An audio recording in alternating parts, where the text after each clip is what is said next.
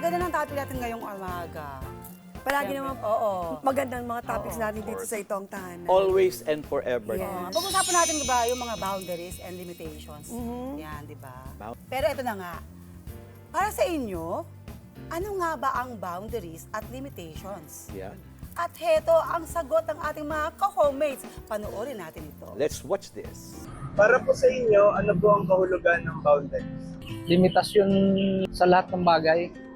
Dapat alam ng bawat isa yung limitasyon para maging maayos yung relasyon. Para sa inyo, ano pong kahulugan ng boundaries? Kung hanggang saan yung privacy mo, kung na kayang i-share sa iba, yun yung sinasabi na boundary. Halimbawa, may mga bagay ka na ayaw, parang yung nagsiset ka ng limit.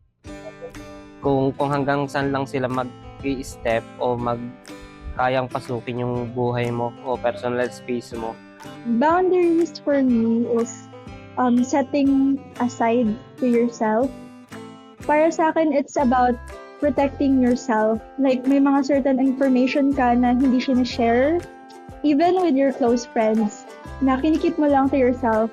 Hanggang saan naman po ang kaya niyong ibigay o gawin para po sa pamilya ninyo o kaibigan?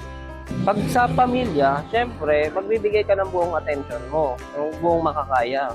Pero siguro sa kaibigan, sakto lang na kung anong meron ka na kaya mong mawala sa'yo, kaya mong ibigay sa kanya na hindi ka magigipit.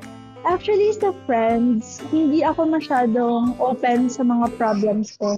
Like, may mga certain problems na hindi ko talaga sinishare sa kanila as long as kaya ko siyang solusyonan. And yun nga, kung kaya ko naman siyang solusyonan, hindi ko siya i-share sa ibang tao. Like makaka-add lang ako ng burdensome kasi. Ano po ang natutunan ninyo simula nung nag-set po kayo ng boundaries? Natutunan ko na may mga bagay talaga na hindi pwedeng hindi ka mag-set ng boundaries kasi may mga bagay na sumusobra na pag lumagpas sa boundaries mo, ikaw ang mahihirapan, masasaktan. It's very important na matutunan nating mag-set ng boundaries. It's about prioritizing yourself.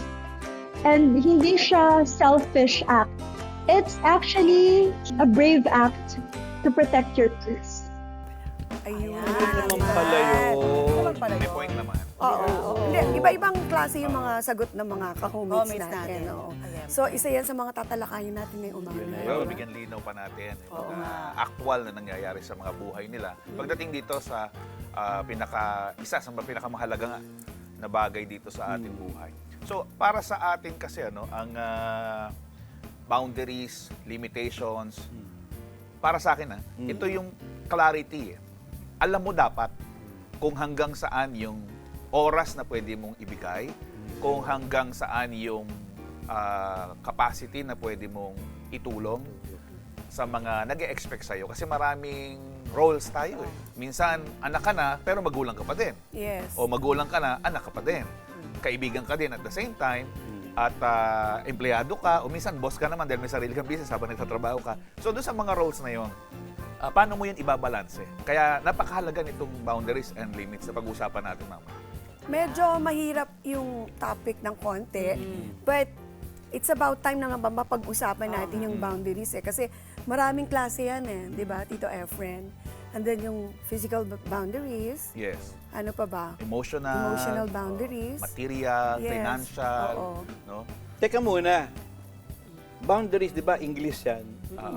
Alam niyo ba ang Tagalog niyan? Ano yan? Ano nga? Hangganan. Yun nga. Akala ko entrego. Hanggang sa dulo na. Walang hanggan. Or Yun pwede, na. pwede namang di ba walang boundary, pwede namang no, Oh, yun. no, Yan, no, yan, no, hangganan no. yan There's no Kamukha limit. ko sa di ba? Yung mga taxi, yung mga jeep. Babanga rin ako. Yun yun Iba yun. Hindi, Akala ko connected din yun. Akala ko may arko. Iba Yan, kasi para sa ganito lang sila Yun yun Sa akin kasi, boundaries sa akin, para sa akin, kumari close friend ko siya. Kung close friend ko siya, meron akong hangganan sa kanya. Pag ino-open ko yung tungkol sa sarili ko, yun, may boundary, may limitation ako. Maganda Limitasyon talaga. sa akin. Maganda talaga na pag-usapan yun. Kasi parang sa akin, ito yung mga silent aspect ng Yun. tao eh. Tahimik siya eh. Dinidibdib na lang, pagod na pala siya, mabigat na pala. Pero Yun. dahil Yun. nakasanayan na ine-expect siya sa ganung Yun. role niya, pero hindi na pala niya kaya, pinipilit niya. Nagkakaroon tuloy ng, dyan papasok din ng stress, anxiety, Tsaka ano, depression. pagkakaroon ng self-respect, Ayun. di ba? Physical din, sa katawan, di ba? It's about time na magkaroon ka ng respeto sa sarili mo eh. Pag nag-set up ka ng Correct. boundaries. So, magkakaugnay sila talaga. Yes. Ako sa pagkakaalam ko, may golden rule yan. Eh. Ano? Alam niyo kung ano? Ano? Treat the way you want me to be treated. Oo, tama. Yun ang golden Yes. rule niyan. Yes. Pag sinabing physical boundaries, katulad ko, syempre, performer ako. Pagka nasa stage ako, yan, may time na, syempre, nababastos ka or Oh, yes. nahawakan ka. Pero pag nandun na ako sa stage, Oo. pero pag bumaba na ako sa stage, hindi mo pwedeng gawin na sa akin Yeah. yun. Kasi hindi tapos na yung ano ko eh. Nandun na ako, di ba? Maganda yan kasi meron Oo. kasi tayong different kinds of personalities. Yun na May nga. visual, may auditory, may Yun. kinesthetic. Yun. Itong pinag-aralan din namin before and ituturo ko sa mga seminar sa speaking, no? May mga tao kasing kinesthetic, nabanggit niya kasi, totoo yun eh. Minsan, Totoo yan. beso-beso ka ng beso-beso, Oo. ayaw naman pala no. Yes. Oo, Oo, dikit ka ng totoo dikit ng yan. mukha mo, ayaw pala. Ganyan ka na lang. Dapat Ayun na alam yun. mo din na makikiramdam ka din kung okay ba na bigla ka nga. Kaya lang nga, sabi ko nga kanina, meron kasing kinesthetic person. Ano yung kinesthetic? Sila yung mahilig mag-touch. No? Parang may sasabihin lang, touch, di ba? Hahaplos o yayakap. No? Pero sa kanila, walang ano yun eh, walang Walang masamang mali meaning. siya. Kaya lang, Oo, dun wala. sa tao May. na nilalapitan mo as a kinesthetic person, lalo na kung visual. Ang visual naman kasi is more on looks, no? Yung kanyang mas madali siyang makarelate kapag nakikita niya. Kita niya. Eh pag pinagtabi mo yun, di ba, yung kinesthetic na medyo mabagal, tapos yung visual na masyadong mabilis, magkakaroon talaga ng misinterpretation. Kaya dapat talaga, sa self pa lang, meron ng boundary and limitation. At yun ding boundaries and limitations ng ibang tao, dapat medyo aware ka, kilala mo man o hindi. Tama. Ah, di ba? At saka sa madaling salita, I would say, no, kailangan talagang may boundaries. Oo nga. Di ba? Para walang hassle, ika nga, kasabihan yun. Eh. Ganito kasi, pagka kasi, yung needs ng boundaries, maliwanag na yun. Eh. Alam natin kailangan yun. Pero ang mahirap kasi doon, paano mo yun i-apply? I-apply, yun. Kasi ayaw ng Pilipino, lalo na sa culture natin, Totoo yun. hiyang-hiya tayo magsabing, no. No? Kaya nga may nagiging ang tawag yes man. Para bang lahat na lang nasabihin, yes, Oo yes, nga, no? yes. Bakit Oo. no? Parang hiyang-hiya ka. Parang hirap mag-no. Mag-hindi ang Pinoy. Ayaw Ano kasi napansin- tayong nasasabihan na, Oo. wala, Pansin ko nagbago yun ka eh. na. Ay, wala, madamot ka. Lalo na inside the house. Oo, eh. Sa family. Di ba? How do you set up your own boundaries sa isang pamilya? Oh, yeah. Lalo yung Diba? emotion. Yung Lalo na yung emotional. emotion boundary. Kasi, lalo may generational gap, di ba? Yes. Parents and children, yung respect, no? Yun nga, Kasi ngayon self-respect. nagiging walang masama na ang mga parents and children maging parang tropa, magkaibigan, but still, no? Lalo na minsan na sobrahan na, Oo. may Yun. kaharap kang ibang tao, Yes. meron Totoo kayong yan. bisita sa bahay, sasagot-sagutin mo yung nanay mo o tatay mo na Yes. parang kung sino lang, Oo nga. lampas ka na sa boundaries and Yun na yun. limitations. Although sasabihin ng iba, kasi dito sa bahay, ang turingan namin, ang treatment namin, para kami magkakaibigan. Eh. Pero hindi mo alam, nagiging disrespectful na yung mga words mo o yung nanay, tatay mo. Hoy, minsan, gano'n na tawag mo eh. Hoy, hoy-hoy ba ang pera? Hindi, di ba? Hindi. So, merong tamang friendship, meron din namang, again, boundaries and limitations doon sa treatment. And not only that, meron ako napanood kahapon na NBA laro eh. Oo. Banggitin ko na si LeBron James, nabash siya. Bakit? Okay.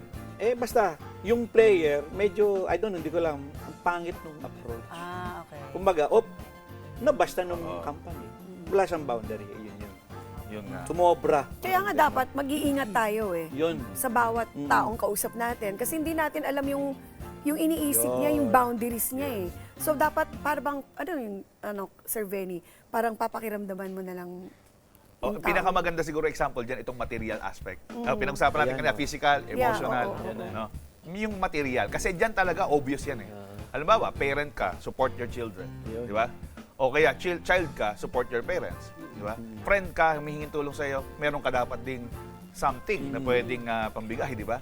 O kaya naman, ay nasa work ka, yung oras at yung financial capacity mo na dapat i-google dun sa iyong pagtatrabaho, hanggang saan lahat. Hanggang, Kasi minsan kasi ganito yan, hindi naman dating obligasyon mo eh. Pero nagsimula kang tumulong, yung tulong kasi help, Oo. hindi yon Obligasyon. hindi obligation yun eh, help, no?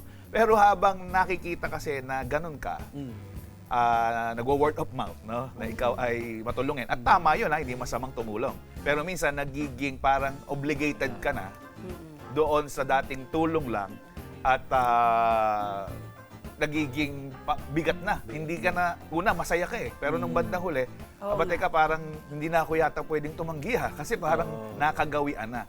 So mamaya, pag-uusapan natin yung mga strategies kung paano yan magiging balanse sa buhay mo. Meron pong hakbang. Huwag po kayong mag-guilty na kasi pag hindi ko ito ginawa, baka sabihin sa akin, nagbago na ako, masama na ugali ko, nagdamot na ako. Kaya napakahalaga po. It matters talaga. No? Huwag nating baliwalain, lalo na sa kulturang Pilipino. Kailangan po natin niyang pag-aralan.